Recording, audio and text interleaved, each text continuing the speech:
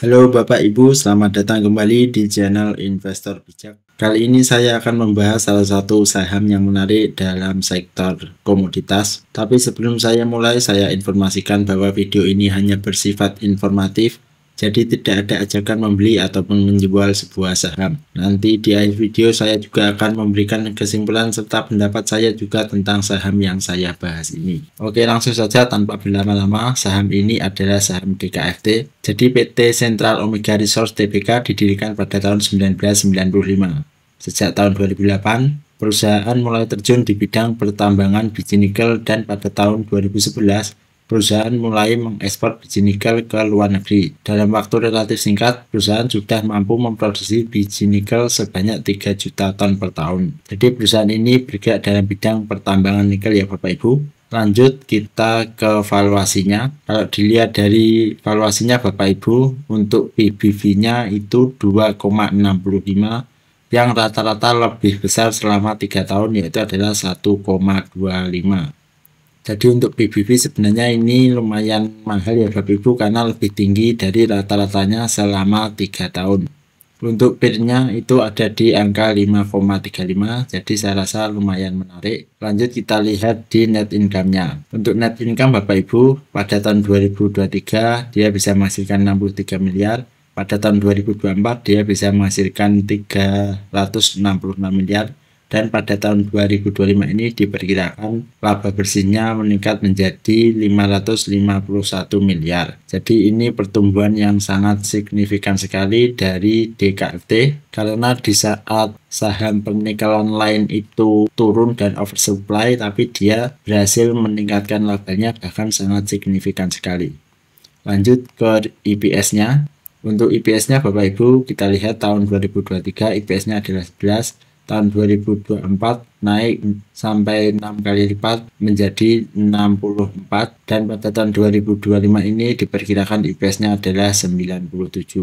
Jadi saya rasa IPS-nya ini juga menarik sekali, apalagi dilihat di laporan keuangan pertama itu juga meningkat secara signifikan. Lanjut kita lihat di revenue-nya. Untuk tahun 2023 revenue-nya adalah 812 miliar, sedangkan tahun 2024 1,4 triliun. Dan tahun 2025 itu adalah diperkirakan 1,6 triliun. Untuk revenue ini juga sangat menarik karena terjadi peningkatan ya Bapak Ibu. Lanjut kita lihat di manajemen effectiveness-nya. Untuk ROA atau return on asset dari DKFT ini adalah 18,24% dan ROE atau return on equity itu adalah 49,5%. Ini pertumbuhan yang sangat besar sekali ya Bapak Ibu, karena dia bisa memberikan ekuitas yang sangat tinggi sekali, bahkan lebih dari 30%.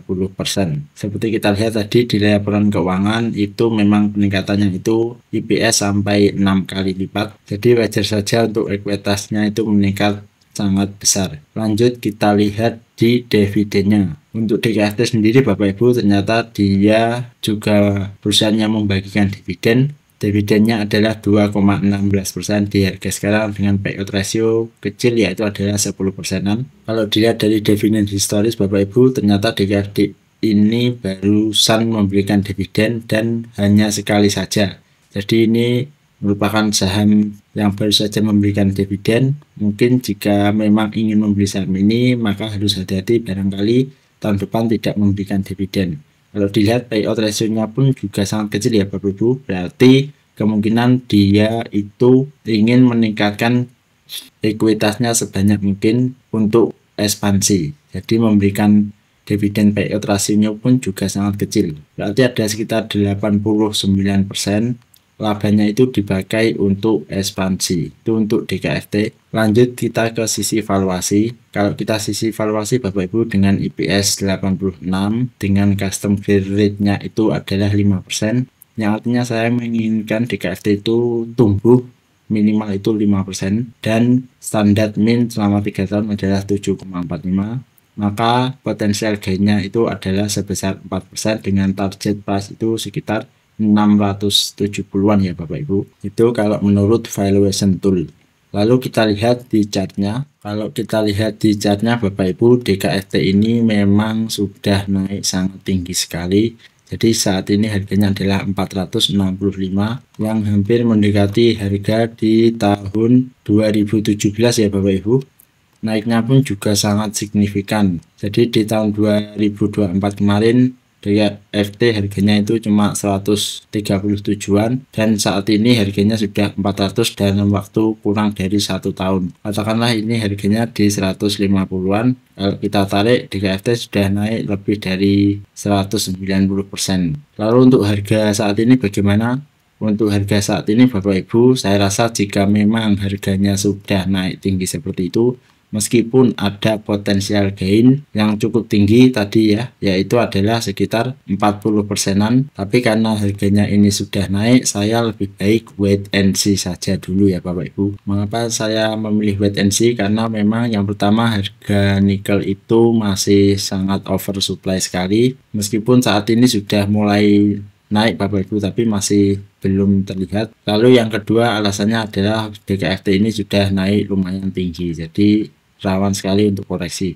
Barangkali nanti jika harganya itu menyentuh 280-an, mungkin saya akan consider untuk memikirkan lagi untuk membeli saham DKFT ini. Kalau dilihat sih jika turun berarti mungkin sekitar 40%-an ya Bapak Ibu. Nah, itu untuk pendapat saya tentang DKFT ini. Bagaimana menurut pendapat Bapak Ibu? Apakah ini masih murah di harga sekarang? Lanjut kita ke kesimpulan.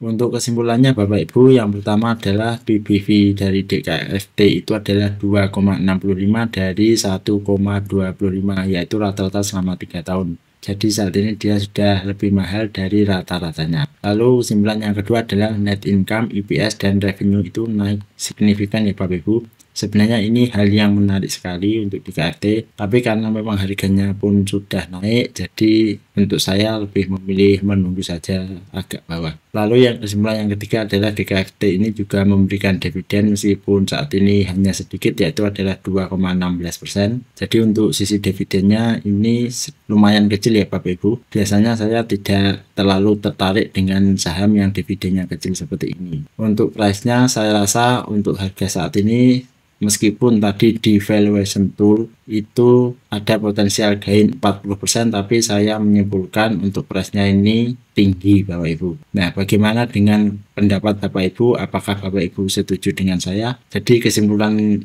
saya untuk DKFT kali ini, saya lebih memilih wait and see aja dulu.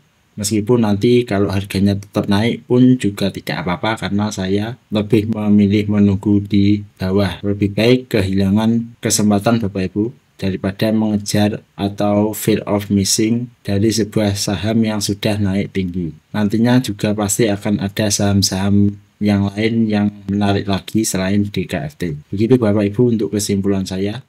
Terima kasih bagi Bapak Ibu yang sudah menonton video ini. Silahkan tulis di kolom komentar jika ada saham yang ingin di request, dan kita bertemu lagi di video selanjutnya.